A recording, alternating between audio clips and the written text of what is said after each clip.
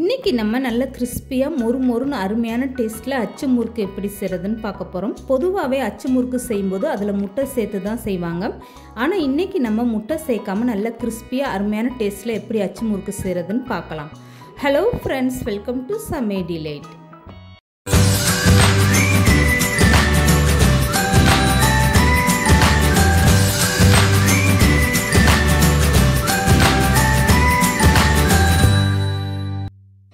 இப்போ அச்சு முறுக்கு செய்கிறதுக்காக ஒரு கப் அளவுக்கு வெள்ளை சக்கரை அளந்து எடுத்துக்கோங்க. இது கூடவே 4-5 ஏலக்காவும் சேர்த்துட்டு நல்லா மிக்ஸி ஜாரில் சேர்த்து இந்த சர்க்கரையோட நல்லா பவுடர் பண்ணி எடுத்துக்கோங்க. இப்போ வேறு ஒரு அகலமான பாத்திரத்தில் ஒரு கப் அளவுக்கு அரிசி மாவு சேர்த்துக்கோங்க.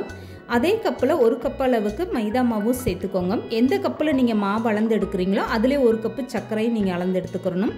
இப்போ ஒரு ஸ்பூன் அளவுக்கு இதில் கருப்பு எள்ளு, ஒரு பிஞ்ச் அளவுக்கு உப்பு சேர்த்துக்கோங்க. இப்போ எடுத்து வச்சுருந்த வெள்ளை சர்க்கரையை நல்லா பவுட்ரு பண்ணி எடுத்தாச்சு. பவுட்ரு பண்ணதுக்கப்புறம் பார்த்தீங்கன்னா ஒரு கப்பு வெள்ளை சர்க்கரை 1/4 கப் அளவுக்கு இருக்குது. இப்போ அந்த சர்க்கரையை அப்படியே சேர்த்துக்கோங்க.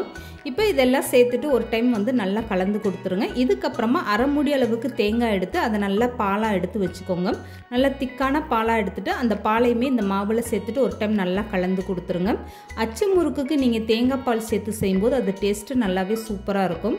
இப்போ கூடுதலாக அரை கப் அளவுக்கு தண்ணி சேர்த்துட்டு மாவை அந்த மாதிரி நல்லா கலந்து எடுத்துக்கோங்க. அச்சு முறுக்கு மாவில் எந்த ஒரு கெட்டிகளுமே இல்லாத அளவுக்கு நீங்கள் கை போட்டு கூட நல்லா மாவை கலந்து எடுத்து வச்சுக்கோங்க. இப்போ இந்த மாவை நான் ஒரு ஸ்பூனில் எடுத்து காட்டுறேன் பாருங்க. மாவு இந்த அளவுக்கு நல்லா கெட்டியாக இருக்கணும். இது தோசை மாவு பக்குவத்தில் இருக்குது. இந்த மாதிரி இருந்தால் தான் உங்களுக்கு அச்சில் இந்த மாவு நல்லா ஒட்டி பிடிக்கும். இப்போ இந்த அச்சு முறுக்கு மாவை அப்படியே மூடி போட்டு ஒரு 5 நிமிஷம் ஊற வச்சுருங்க. 5 நிமிஷத்துக்கு அப்புறம் நான் மூடி ஓப்பன் பண்ணி காட்டுறேன்.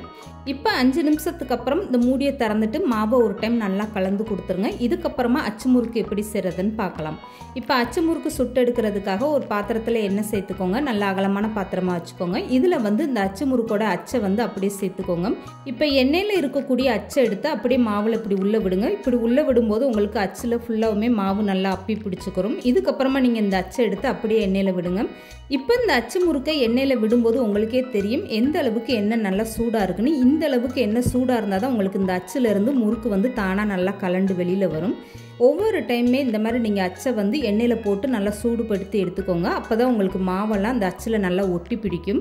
இப்போ ஸ்டவ்வை மீடியமாக வச்சுட்டு இந்த மாதிரி நீங்கள் பொரிச்சு எடுத்துக்கோங்க. ஃபஸ்ட்டு ஒரு டைம் மட்டும் எண்ணெய் நல்லா சூடு பண்ணிங்கன்னா போதும்.